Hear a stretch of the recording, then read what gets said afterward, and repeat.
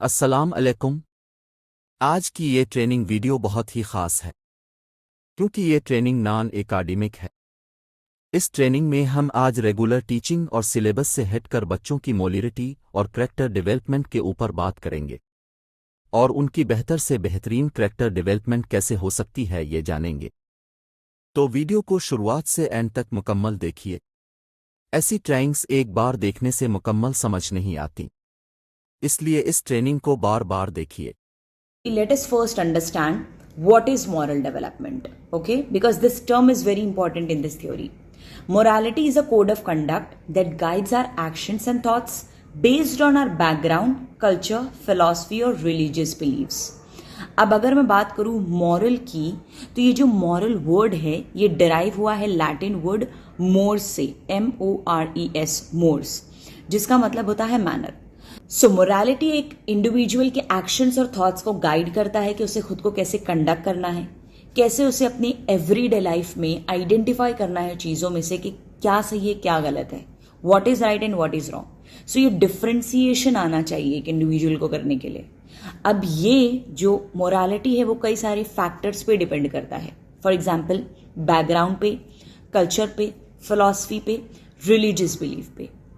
इतनी सारी डाइवर्सिटी होने के बाद भी, हम सब में इतनी सारी डाइवर्सिटी है, फिर भी there are some moral principles which are common in all of us, जैसे कि फेयरनेस या ऑनेस्टी, या मैं अगर बात करूं कंपैशन की, your respect for each other, ये सारे कुछ कॉमन मॉरल प्रिंसिपल्स हैं जो हम सब में कॉमन है, राइट ना। Moral development is a gradual change in understanding of morality. So morality एक इंडिविजुअल में इवॉल्व होती ही रहती है लाइफ टाइम, जैसे जैसे वो न्यू सिचुएशन और न्यू चैलेंजेस को फेस कर रहा होता है अपनी लाइफ में या वो इनकाउंटर कर रहा होता है।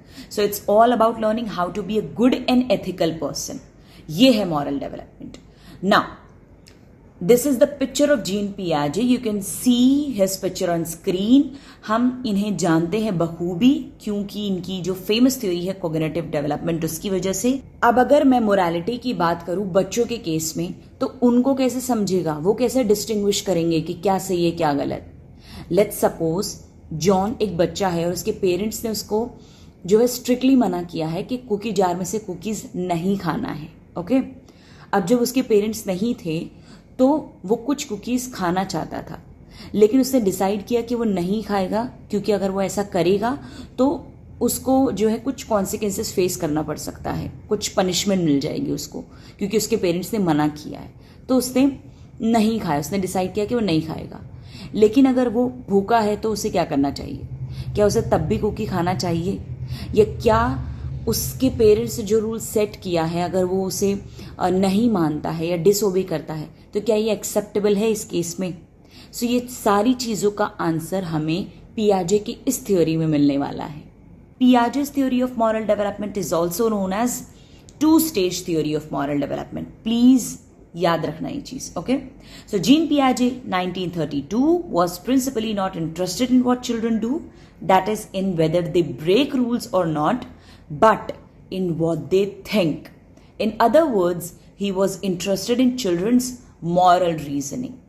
So Piaget was not at all interested whether the child will break the rules or not, बल्कि वो इस चीज में ज्यादा इंटरेस्टेड थे कि बच्चे कैसे सोचते हैं, क्या सोचते हैं, ओके। बच्चों के मॉरल रीजनिंग में उनका ज्यादा इंटरेस्ट था। So he has divided his moral development theory into two stages. The very first one is heteronomous morality, which is also known as moral realism, and the second is autonomous morality, which is also called as moral relativism. अब दोनों stages को समझने से पहले हम ये समझते हैं कि वो कौन से 3 मेन एस्पेक्ट है जिसमें पियाजे बहुत ज्यादा इंटरेस्टेड थे कि बच्चे कैसे मॉरल इश्यूज को अंडरस्टैंड करते हैं। So the very first one is children's understanding of rules. Rules को लेके उनकी क्या अंडरस्टैंडिंग है। Where do rules come from, rule कहां से आते हैं। कैन रूल्स बी चेंज्ड, क्या रूल्स को चेंज किया जा सकता है। हु मेक्स रूल, रूल्स को कौन बना रहा है। Second aspect, children's understanding of moral responsibility, के मॉरल रिस्पॉन्सिबिलिटी को लेके उनकी क्या अंडरस्टैंडिंग है। Who is to blame for bad things, बुरी चीज को लेकर किसे ब्लेम करना है। Is the outcome of behaviour that makes an action bad. किसी का बिहेवियर का आउटकम अगर आता है और वो सही नहीं है तो क्या वो डिसाइड करेगा कि वो एक्शन जो था वही गलत था? तो this is the second thing. And the third is there a difference between accidental and deliberate wrong doing. मतलब जो गलती से किसी ने किया और जो किसी ने जानबूझ के किया डेलिबरेटली, क्या ये दोनों में कुछ डिफरेंस है या नहीं है? This is the last and the third aspect is children's understanding of justice. इंसाफ को लेके उनकी क्या अंडरस्टैंडिंग है? Should the punishment fit crime? मतलब जो गलती किया है और जो पनिशमेंट मिली है क्या उसे मैच करना चाहिए एक दूसरे को हमेशा, या फिर are the guilty always punished? हमेशा जो गिल्टी है उसे पनिश करना चाहिए। सो ये जो तीन एस्पेक्ट है इसमें पियाजे बहुत ज्यादा इंटरेस्टेड थे बच्चों की थिंकिंग को लेके। ओके, क्यों उनकी थिंकिंग इन सब को लेके क्या है? So let us discuss all these in details. So the first stage is heteronomous morality, जो कि हमें 5 से 9 साल के बच्चों में देखने को मिल सकती है। This stage is also known as moral realism, morality imposed from outside. मतलब एक अथॉरिटी इम्पोज कर रही है रूल्स को, रेगुलेशंस को, लॉज को कि क्या सही है क्या गलत है, what is right and what is wrong, what is good and what is bad. ये सारी चीजें एक अथॉरिटी बता रही है, जैसे कि पेरेंट्स है, टीचर्स है, ये सारे बता रहे हैं। ठीक है, तो इसको मॉरल रियलिज्म कहा जाता है। Rules enforced by authority and must not be broken at any cost. Authority जो है फोर्स करवा रही है उस रूल्स को और कोई भी जो है कॉस्ट पे उस रूल को ब्रेक नहीं करना है। The reasoning for this acceptance is directly link to the punishment for not following the rules. अगर हम अपने पिछले एग्जाम्पल पे जाए जहां पे वो जो छोटा बच्चा था जॉन, जिसे भूख लगी थी लेकिन फिर भी वो कुकी जार में से कुकीज नहीं खा रहा था जस्ट बिकॉज कि उसको पनिशमेंट ना मिले, राइट? तो ये क्या है? ये एक रूल है जो उसके पेरेंट्स ने सेट कर दिया था कि तुम्हें नहीं टच करना है विदाउट आ परमिशन, और हमने मना कर दिया इसीलिए, तो इसलिए वो खा ही नहीं रहा था। तो ये क्या है? वो डर की वजह से, just because of fear of punishment he was not eating at that time, right? तो ये क्या है? वो रूल्स फॉलो कर रहा है। इमिनेंट जस्टिस, इमिनेंट जस्टिस मतलब अगर वो ऐसा करता है, अगर वो कुकी खा लेगा तो उसे इंस्टेंट पनिशमेंट मिल जाएगी, ये उसके दिमाग में है। ठीक है, तो डायरेक्टली वो क्या कर रहा है? वो इसीलिए चीजों को एक्सेप्ट कर लिया ताकि उसे पनिशमेंट ना मिले। सो पनिशमेंट को अवॉइड करने के लिए he was not eating, he was doing that. The function of any punishment is to make the guilty suffer, in that the severity of punishment should be related to the severity of wrongdoing. Expiatory punishment मतलब punishment का ये मकसद होता है कि किसी ने अगर कुछ गलत किया है, कुछ क्राइम किया है, तो उसकी वजह से जो नुकसान हुआ है उसी लेवल पे उसको पनिशमेंट मिलेगी, उसको बैलेंस आउट करने के लिए। इट्स लाइक अ रिवेंज कि जितना नुकसान, जिस इंटेंसिटी पे या जिस लेवल पे वो चीज गलत हुई है उसी लेवल पे punishment भी मिलेगी। This is expiatory punishment is. During this stage, children consider rules as being absolute and unchanging, that is divine like. बच्चे ये स्टेज में सोचते हैं कि जो भी रूल्स अथॉरिटी की तरफ से आया है, जो भी लॉज हमारे पेरेंट्स और टीचर्स की तरफ से आया है, वो हमें फॉलो करना ही है। अगर हमने रूल्स को ब्रेक किया या रूल्स को तोड़ा, वॉयलेट किया, तो हमें इसका जो कॉन्सिक्वेंसेस है, इसका पनिशमेंट जो है वो ऑन द स्पॉट मिलेगा, मैजिकली मिल जाएगा, ऑटोमेटिकली कहीं से आ जाएगा। Divine like, divine like means automatically हमें पनिशमेंट उसका ऑन द स्पॉट मिल जाएगा अगर हम कोई भी रूल्स को तोड़ते हैं तो। ठीक है, तो वो इस स्टेज में रूल्स को एक जो है अनचेंजेबल मतलब फिक्स समझते हैं, रिजिड समझते हैं कि हम उसे चेंज नहीं कर सकते, जो भी अथॉरिटी ने दिया है वो हमें मानना ही है। Behaviour is judged as bad in terms of the observable consequences regardless on the intentions or reasons for that behavior। मतलब बच्चे ही सोचते हैं कि अगर जॉन ने कुकी अपने पेरेंट्स की परमिशन के बिना खा लिया तो मतलब जॉन ने गलती की है और उसको पनिशमेंट मिलेगी ही मिलेगी। वो ये नहीं समझते हैं कि मैंने खाया क्योंकि या उसने खाया इसलिए क्योंकि उसको भूख लगी थी, राइट? वो ये चीज कंसिडर नहीं करेंगे, वो इंटेंशन को नहीं समझते हैं। वो ये सोचते हैं, खाली उनके दिमाग में ये है कि हमें ये बताया गया है कि अगर हमारी परमिशन के बिना वो चीज छुई गई तो हमें पनिशमेंट मिलेगा एंड दैट्स इट। वो इंटेंशंस को नहीं कंसिडर करते हैं, वो सिर्फ और सिर्फ कॉन्सिक्वेंसेस उनके दिमाग में रहता है कि हमें पनिशमेंट मिलेगी अगर हम ये चीज़ करते हैं। सो अगर जॉन ने कुकी खाया है without permission, so that's a bad behaviour for the children, that's why John ने उसे नहीं किया था खुद भी।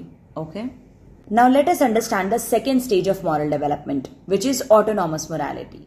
अब ये जो बच्चे 10 साल और उससे ऊपर है उसमें हमें ये देखने को मिलेगा, this stage is also known as moral relativism, morality based on your own rules. इस स्टेज को मॉरल रिलेटिविज्म भी कहा जाता है, और मोरालिटी मतलब जो सही है और गलत है, what is right and what is wrong, what is good and what is bad, ये हम डिसाइड करते हैं, राइट? ये रूल्स हम बनाते हैं। Children now understand that rules do not come from some mystical divine like source, people make rules and people can change them. अब यहाँ पे उनका कोग्निटिव डेवलपमेंट हुआ है, तो यहाँ पर बच्चों को समझ में आता है कि ओके, ये कहीं से ऊपर से रूल नहीं आया है, ये हमने ही बनाया है, ये जो रूल्स है वो ह्यूमन मेड ही है और ह्यूमन के लिए ही है, उनके ही जो है फेयरनेस के लिए है। तो ये हम अपने हिसाब से जब भी हमें नीड है हम चेंज कर सकते हैं अपने अकॉर्डिंगली।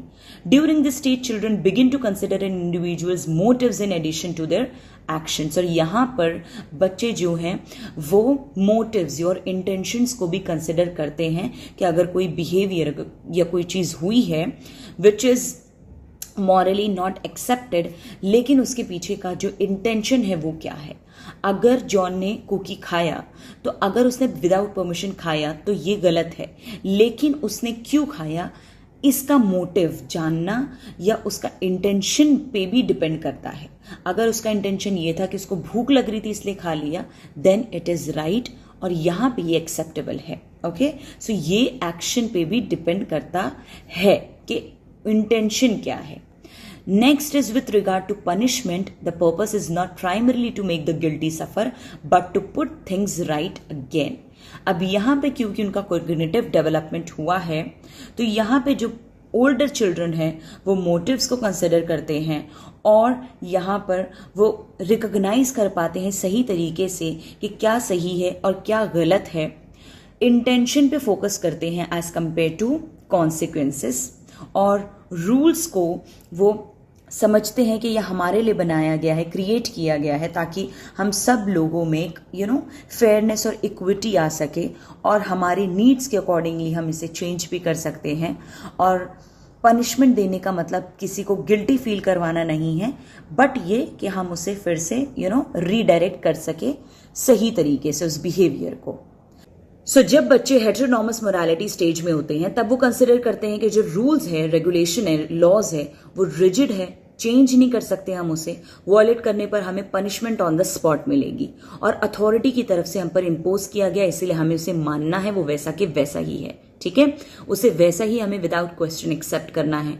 लेकिन जब बच्चे ऑटोनॉमस मोरालिटी में स्टेज में आते हैं तब वो समझते हैं, अंडरस्टैंड करते हैं कि नहीं, रूल्स जो है वो हमने ही बनाया है, हमारे लिए क्रिएट किया गया है और हम इसे अपनी नीड्स के हिसाब से मॉडिफाई कर सकते हैं, चेंज कर सकते हैं, ऑल्टर कर सकते हैं, नेगोशिएट कर सकते हैं जब हम चाहें। Okay, so this is the difference between these two stages. Now let us learn the educational implication of this theory in detail.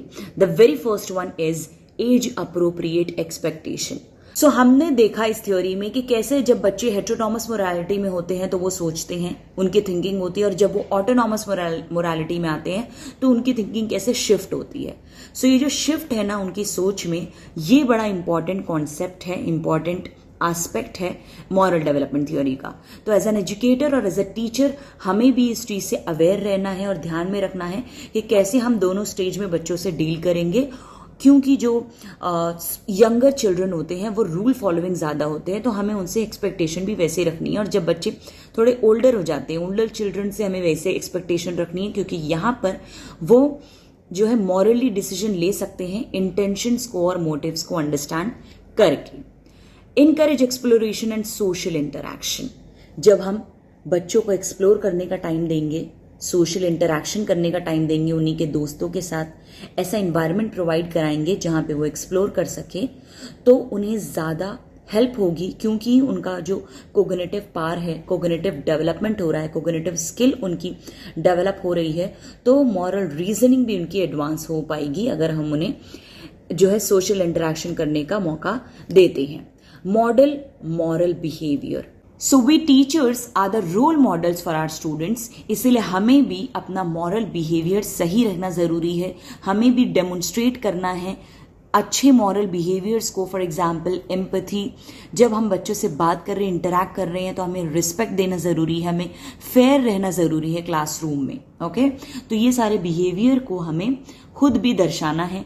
Promote cooperation and fair play, जब भी हम क्लासरूम में कोई भी एक्टिविटीज करवा रहे हैं तो कोऑपरेशन जरूरी है, हमें उस चीज को इनकरेज करना है।